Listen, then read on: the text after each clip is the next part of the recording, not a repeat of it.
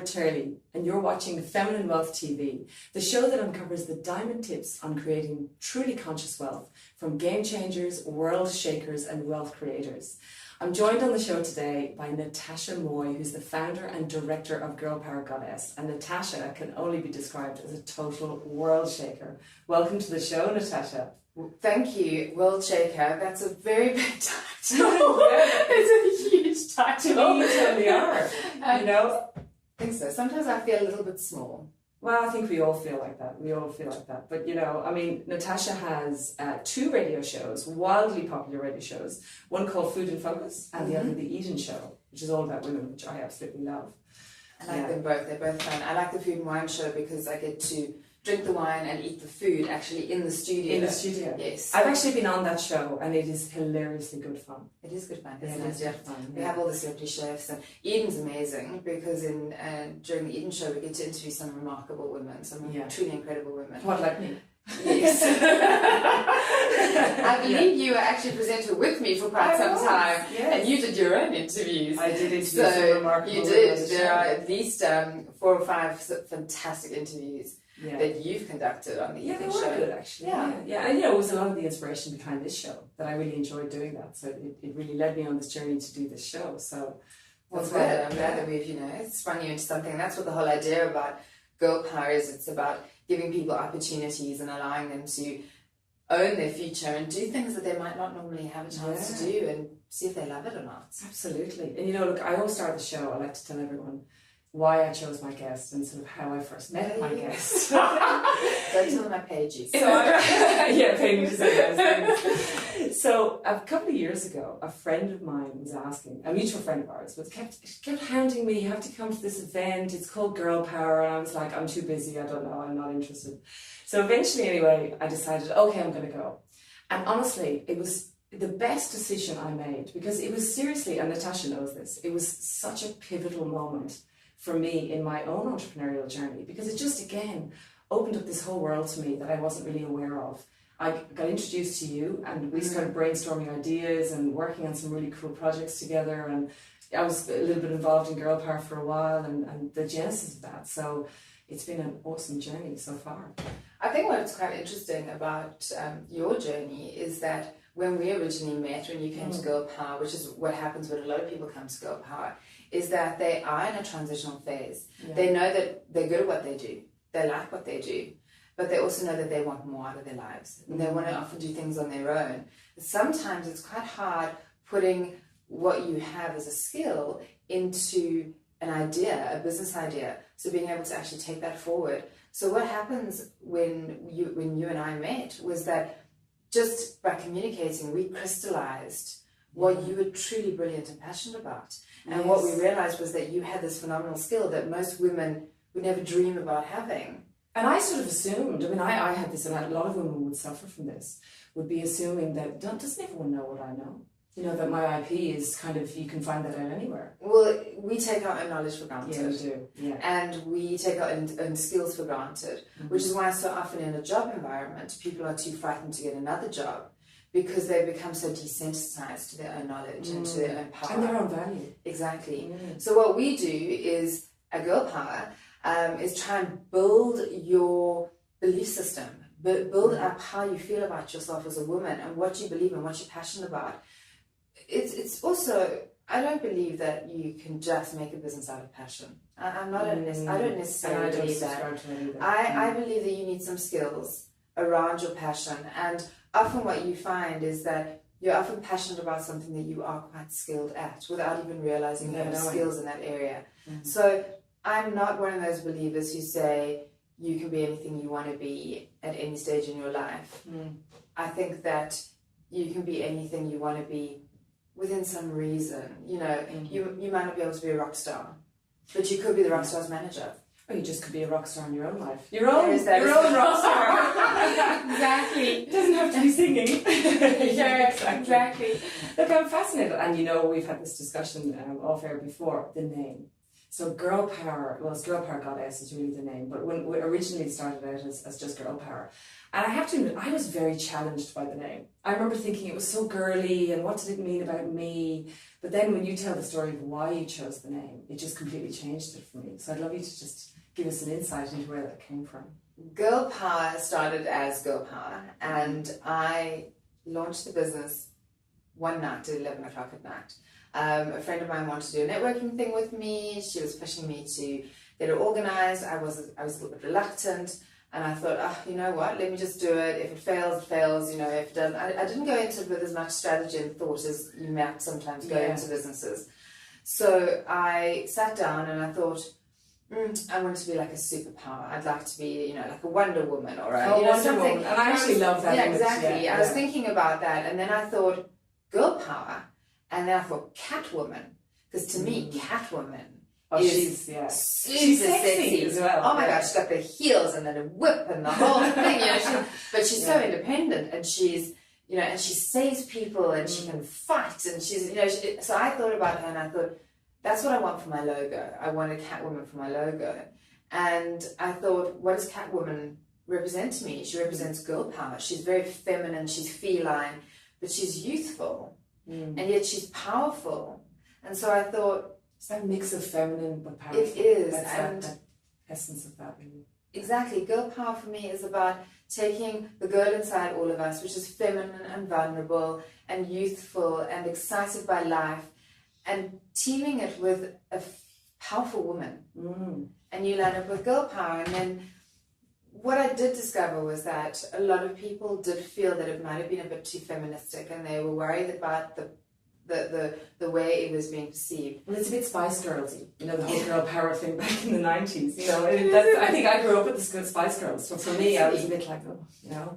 So I shoved in the goddess, and because it really is about developing women who are goddesses. And I thought back to the old style goddess, the goddess who was, you know, the movie siren, who wore the exquisite clothes and the high heel shoes, and, you know, she had a lot of power and she had a lot of class and she had a lot of those kind of things. So I thought, well, there we've got youthful feminine energy, we've got empowerment and powerful can-do attitude, and then we have this beautiful womanly goddessness. So I really, it's a mouthful, but that's how I got to know. But that's how you got to the name. And tell me, I know you've been a serial entrepreneur. You've done many different businesses. That makes you sound like almost serious. Serial entrepreneur. But, you know, you've had lots of different ventures and you've been in and out of lots of different things. Do you think, I mean, was there a part of you maybe that Girl Power is, I suppose, answering a need that you maybe felt through your entrepreneurial journey? I have had lots of businesses.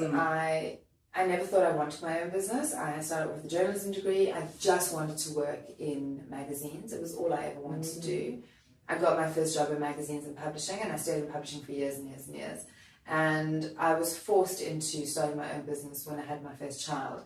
Unfortunately, I wasn't in a marriage setup that delivered enough security. And so I had to come up with an idea, but I wanted to be at home with my child, and I took my skills and I launched my first business. I'd had a previous business with my partner in the UK, and I started with publishing, obviously, because that was your background. Yeah. So I started creating ads for people, and then I moved into huge retail projects where, you know, I was putting up massive posters and doing photography for businesses, branding and look and feel. And I spent a lot of time with look and feel and communication projects. I launched a food newspaper, which is how I got to do the radio show. I got invited to do the radio show.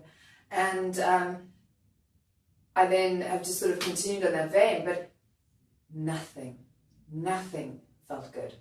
Really? Nothing. Was it all out of push and forced because you had, like you said, you had to do this, you know, at the time? It was kind of like a necessity that you just went, you're like, well, I have to do something, so I'm going to launch a business. I have this baby, I have this situation. But it was also based on my skills. So I looked at my skills and I thought, well, I have a publishing skill. Then it's a no-brainer. I have to do something in publishing.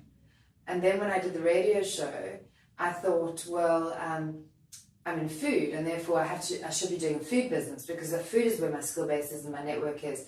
But full of shoulds again. Yeah, exactly. We do that all the time. We always think we should be doing things that, you know, maybe we don't necessarily want to do. No, I really didn't. And I actually took a meeting with Nataschas. She was part of my dream team, and she does sales and a bit of mentoring. And I invited her desperately one day. I said, please come help me. I think the reason I'm failing in the way that these businesses are operating and not growing the way I want them to, because I don't want small businesses. So I only want massive businesses. Yeah. And I was kind of subsisting and, making money, but nothing exciting. And I thought, something wrong. I can't sell.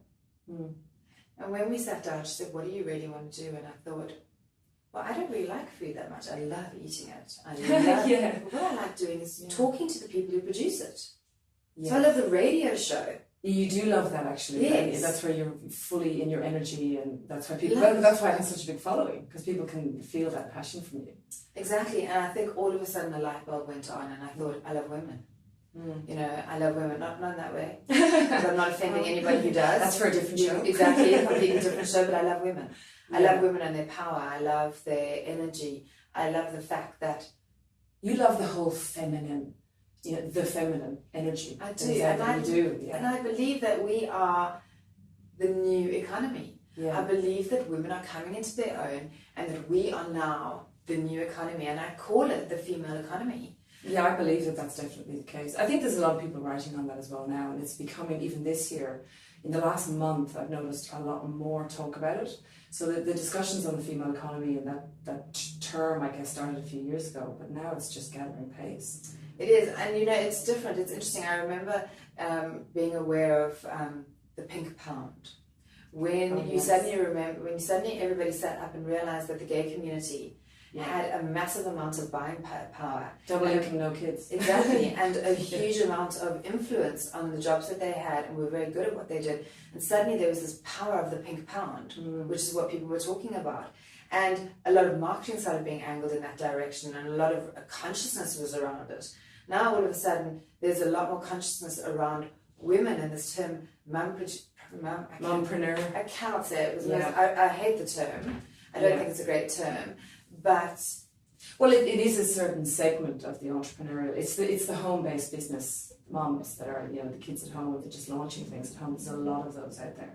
Well, women are actually starting businesses at twice the rate of men. Yeah. In Australia alone, there are double the number of women in business as there are in men, and we lead the way in the micro business, which is between 1 and 5 people.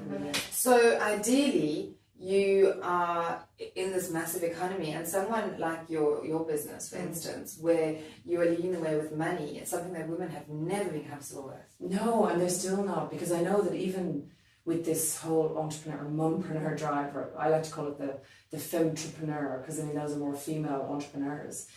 There's a massive group of women launching businesses, but of course the greatest problem out there is a lot of them are not making any money. No, there's lots of them. Something like 75% of all these new businesses are not actually making any money. Well, what we find quite interesting, and statistically what I've discovered, is that we haven't been brought up, women, with an entrepreneurial spirit, because it has been the domain of men for a very long time. Actually, and on that, if you think about it, a very long time, what do we mean by that? It's only in our generation, and maybe our mother's generations. Not even really. Not even really. My mother and her friends did not work, and no, if they didn't either. They weren't leaders within their field. No. They were working for somebody else as a secretary in a low-level job. Yeah, and even in the political space, so we've got business, politics, and wealth, obviously, and money. Those spaces, since the dawn of time, have been the domain of men. And women really, we still have our training wheels on. Totally. In lots of ways. I think a lot of it is men are brought up with the idea that they are expected to look after the wife and the children. They are expected to be the breadwinners, and therefore psychologically they go out there with the understanding that they need to make a lot of money. Yeah, they're brought up with that, be a man, get out there and make something. And a lot of it, there is nothing embarrassing about the fact that a lot of money is okay. It's and in fact it makes you more desirable to the opposite sex. Absolutely. It makes you far more desirable, but it also gives you choices, and it allows you to bring your children up and educate them properly. So ideally, if we look at the collective consciousness of the community, while we're all doing it for our micro selves and our micro homes, ideally what we are doing it for is for the entire Australian economy. We are driving an economy that gives back to us in our pension funds, our superannuation.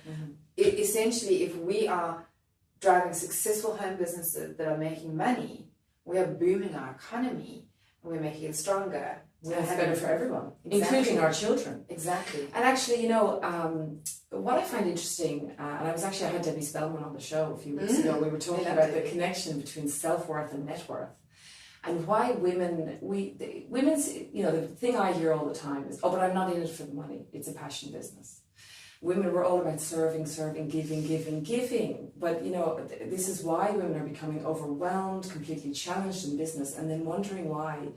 But I was told, you know, if I do what I love, the money will come. No. That Get out doesn't of business. really, yeah, it's Get not out of going to work. business. That's not being in business. No, you know, my idea is that this whole idea of sort of, you know, I'm doing what I do because I want to feel good about myself. And I love the self-worth aspect, and I think self-worth is very important in order to run the successful business. Yes. I don't think the successful business gives you self-worth. No. So just like lots of money doesn't give you self-worth. No. You actually need to cultivate, and actually that was the discussion we were having. In order to, if you cultivate that first, you will actually run a more successful business, and you won't have a problem asking for the money. Well, And being paid for what it is that you're doing. exactly. You need to value yourself, and I think this is really important. And there is an idea that, you know, often you say to somebody, what do you want? You know, what are you looking for? And they say, I just want to be happy. I know. I just want to be happy. Now, happiness to me is a state of mind. Yeah. It is not something that is achievable as an end goal. If you make it a goal, you can never achieve it because it's unachievable as a goal. It is not a state that is permanent. It doesn't sit at the end of an experience where you are now officially happy. Well, then by the time you get to the goal, if it is a goal and you achieve happiness, then you're going to arrive there, and the human condition, unfortunately, requires us to create another goal. Absolutely. So you're going to make yourself unhappy again, just so you're not new goal of happiness. Same happens with money. Chasing. Exactly. It needs to have a higher sort of...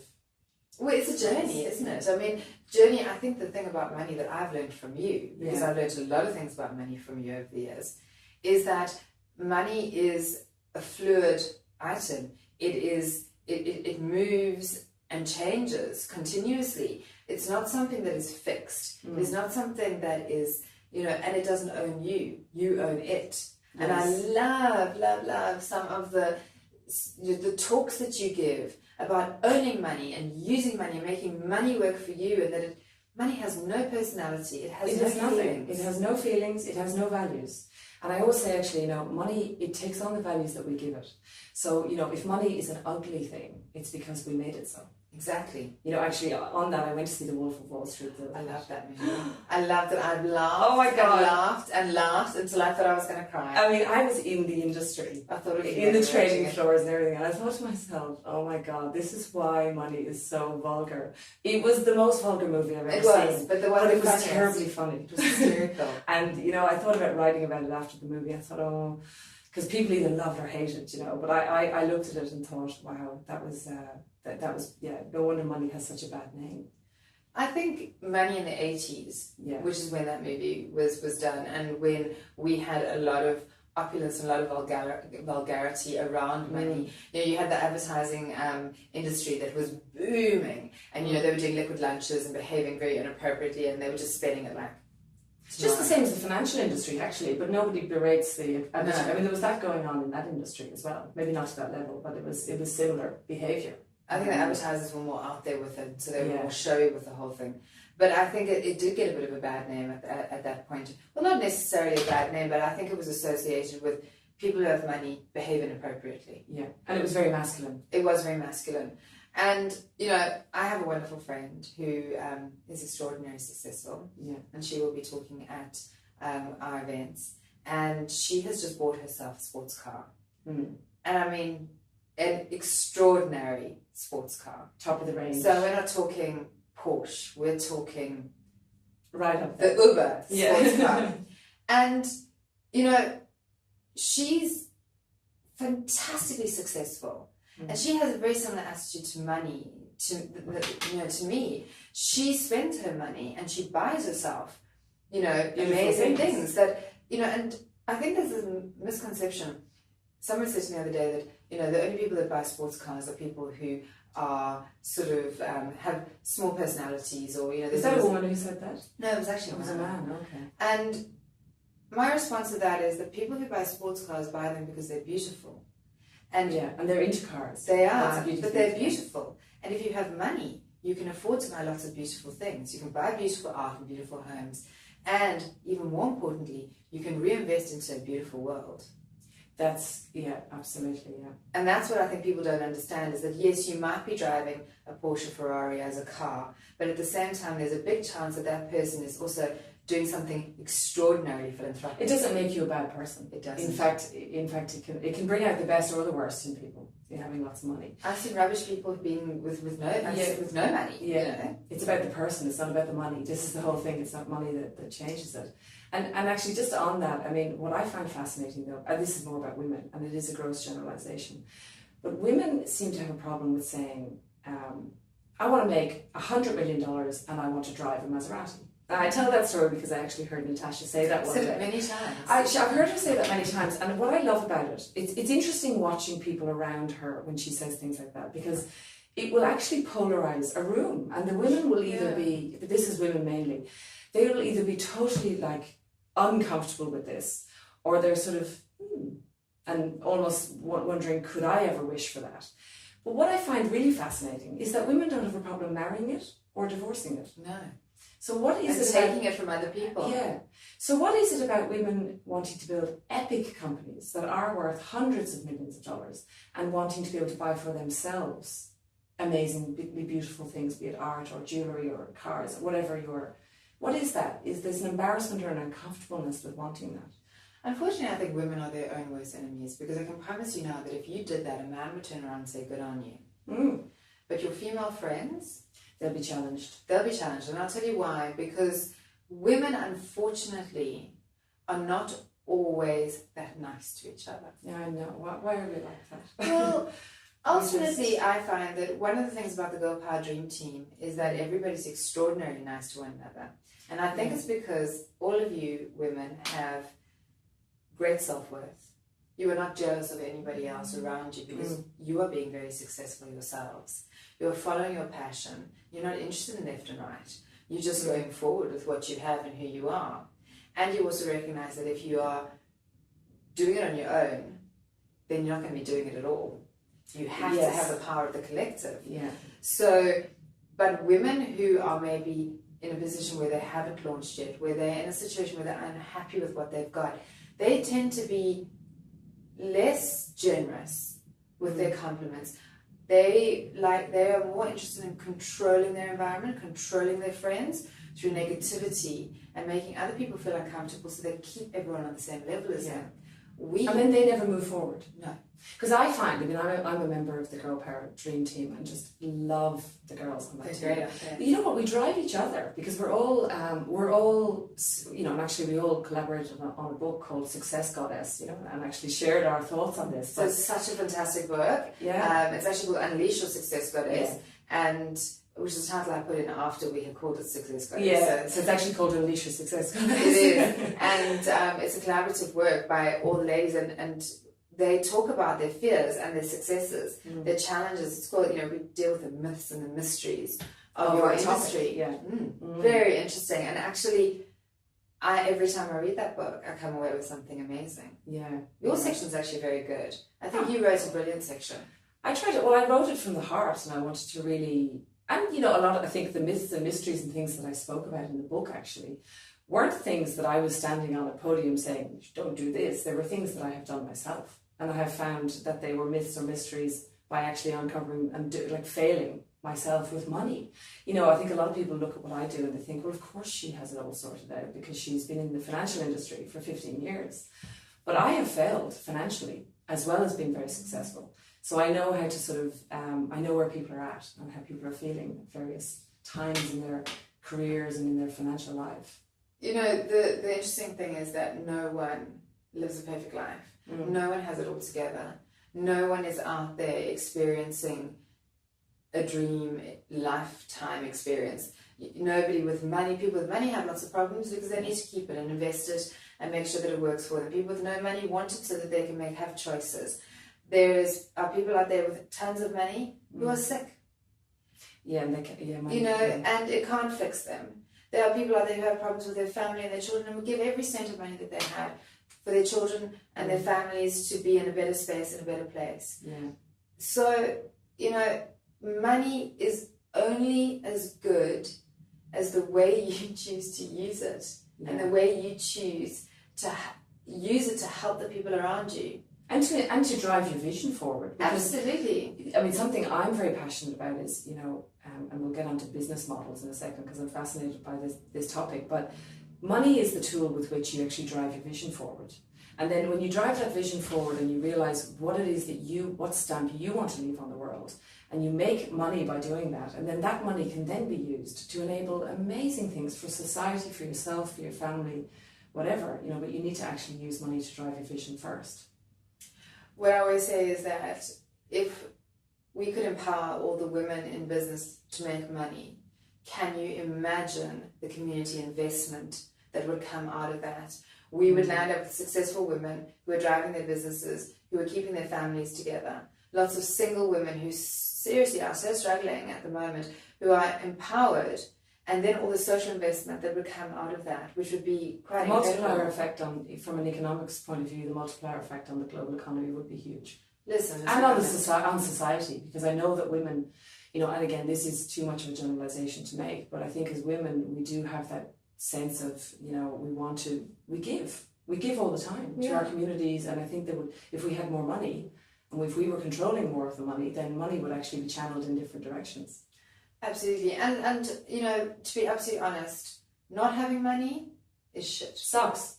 I'm sorry. It's a horrible thing to worry about money every day of your life. To be in financial strife, I think, would be more to be under financial pressure. And actually, I was talking to Fiona Cosgrove last week about this, and the effect on your actual wellness of being in financial pain is extraordinary. You know, it is a real big factor. Totally, it affects everything in your life, and you know, you've seen families disintegrate around it, and you've seen a whole lot of different things happen as society starts to disintegrate if there isn't enough money to keep the economy booming. So, you know, ultimately, if you're in business, you need to be in business to make money. To make money, as well as loving what you do and giving, you know, driving a vision that you have. But on that topic, so again, getting back to this thing of women saying, you know, it's a passion business, I'm in the business for, you know, I love doing, be it yoga or nutrition or whatever it is that they're doing. But the business model really matters. So I'm very passionate about the fact that, you know, you can have your passion and you can have all your giving and everything that you want to do, but the business model that you choose really, really matters, and to drive your business forward in order to make it successful. And I know that recently, and we've been talking about this a lot recently, and I think you getting your business model right in the last 6 to 12 months has really fueled, you've actually done more work than I think you ever did on this business with that clarity. Well, I think what you do, and I think what happens is a lot of businesses are born organically. So, you know, I started Girlpower, the first event that I had was sold out. So from there on, I was like, well, this is a sellout event, we need to keep going, and we've kind of grown it and changed it from networking to seminars. We're now launching a massive conference this year. So there's been it's evolved massively along the way. I always had a very clear vision about where I wanted the business to go from a look and feel point of view. Yeah. But what I never was able to do, because I'm not particularly good at spreadsheets, I'm not particularly good on the financial side, I definitely lack in that area, was sitting down and building, you know, plans. So what happened is that this year we are doing a capital raising, and we want to raise close to $500,000 so that we can actually grow Girlpower into an international offering. So I had to sit down and create a 5-year forecast. I mean, because who's going to look at, I mean, if you're looking for I mean, when we get into capital raisings, and we were having this discussion at the time, I mean, you know, this vision is one thing, but you actually have to have the tools backing that up. And they want to see, you know, what your financial projections are. But you can't sell it unless you understand that there's a future. Yeah. So we're looking at the business and we're going, okay, so interesting enough, I'm working with a man who is a CFO and has worked with top companies. He's very, very good at building the financial model. And, you know, we sat down and we had an in-depth conversation. And the first meeting I had with him, I thought it was going to be an hour or two. We started at 9:30. We finished at 4:30 that day. Yeah. I thought I was going to pass out. I can imagine this wouldn't be your cup of tea at all. But it's not even that it wasn't my cup of tea. I'm not sure it would be anybody's cup of tea, because it wasn't so much around the numbers, but around how does the business operate? Where is the business going? How many people are in it? How do your conferences work? How do your events work? It makes you think, like, even though you were a success up to that point, all of a sudden you have somebody else asking, oh, well, exactly how many people are we talking about? And how, you know, what is your projection for the next, for the number of people? So it gets you thinking about stuff that you may have gone, oh, I'm successful, it's going great, I'm not going to think about that. Whereas actually, to move things forward, you really need to sit down and do the hard work.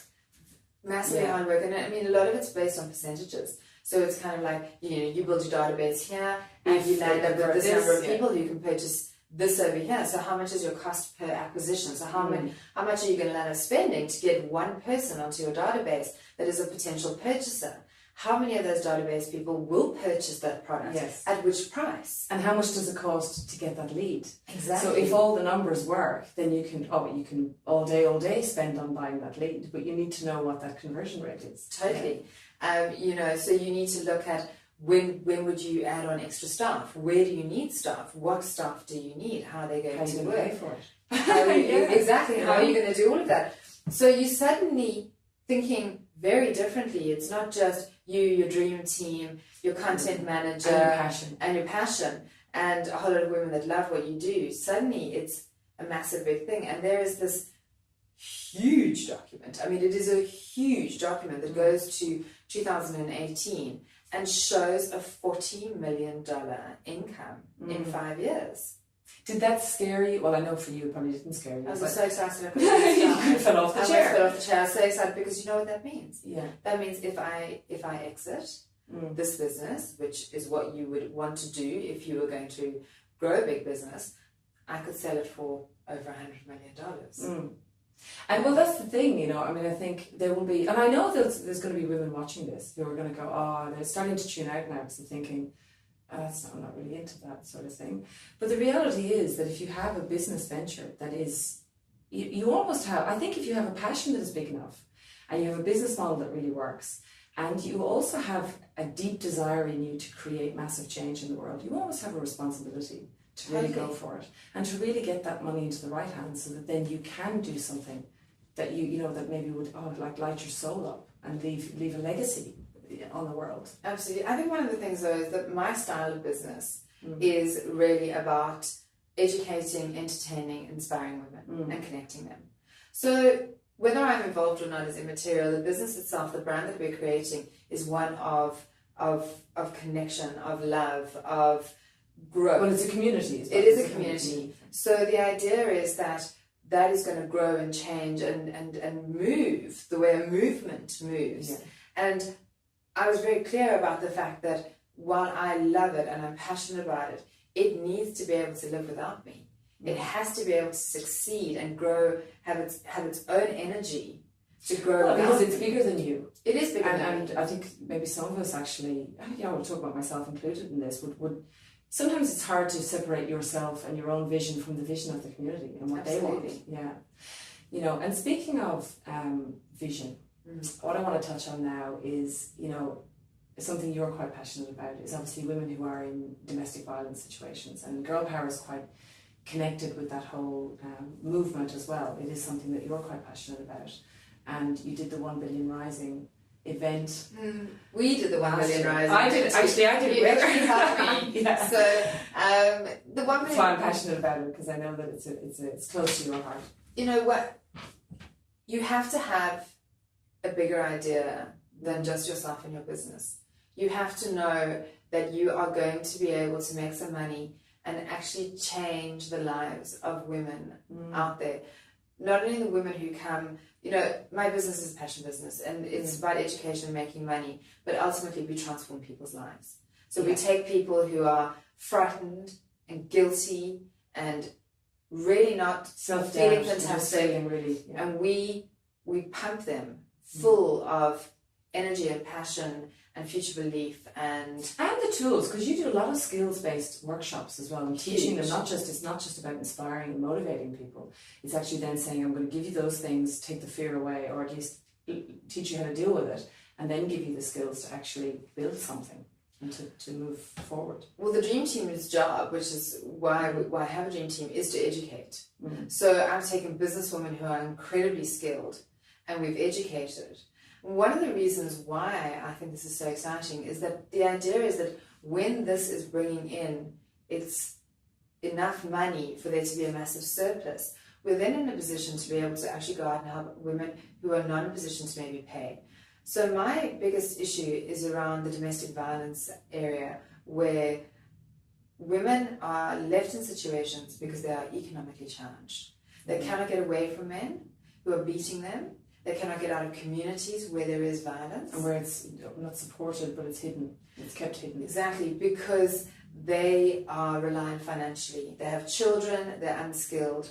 So for me, I grew up in a violent home. We actually we had a very different situation. I grew up in a fairly affluent home. Yeah, so it's not money. Money doesn't. Money doesn't make a difference. But the reason why we were in it was that my mother was not able to go out and work to look after 4 children. And so actually, the affluence didn't really matter. Well, she couldn't keep us in the way that she had become accustomed to living, and she couldn't keep us in the way that we were accustomed to living. So if she were to leave that situation, our lives would have been, we would have had to leave everything we knew. And so she had to choose to stay, and it was very, very destructive. So I'm all too aware of the fact that violence chooses everyone that is in a situation. It doesn't matter how much money you have, it doesn't matter how beautiful you are, it doesn't matter how educated you are. It doesn't discriminate. No, violence doesn't discriminate. If there's a man out there who is violent, he is going to be a perpetrator regardless of his economic environment. What does make a difference is that if a woman is empowered financially, she can leave him and therefore go off and create her own future. So for me, my passion at the end of this journey, or as part of this journey, is to create empowerment for women who are very marginalized, who are then able to, especially, not only for those women, but for their children. For the children, yeah. For the children, for us. I'm doing it for everyone. My brothers and my sister and myself, who sat in an environment for 24 years, which was hellish. And there was nowhere that there wasn't any community that you would never go to. You wouldn't have told anyone. We would never have told anyone. She could have gone to, nowadays she could just come to a seminar. Because a lot of there's events that you can come along to that are free. You can do those things. And I think what I'm very passionate about, and one of the reasons what I try and do with people like Debbie Spellman and through my own talks as well, is let people know that you are a product of your past. However, you are enlightened and empowered enough to make a change to who you are as an adult. That you don't have to behave in a certain way because your past defines you. Your past doesn't need to define you. You are able to define yourself. And therefore you are able to create a future that you want and you deserve. So if you have grown up with abuse, if you have grown up in poverty, if you have grown up educationally challenged or with negativity in your life, you are in a position to change the way you feel about yourself so that you can create a better future and your children and the people around you can live a better life. I think that's beautiful, and I love the fact that you do have that higher, because I know that about you, and I know that's something that you feel very passionately about, and it is a big driving force behind Girlpower and your wish to kind of push things forward. It is, yeah. So if our viewers today want to find out more about Girlpower Goddess and Natascha Moy, where should they go? They should go to girlpowergoddess.com.au. We have a fantastic, beautiful Facebook page and a website, which I'm very proud of. And Facebook page. And Facebook page as well, called Girlpower Goddess on Facebook.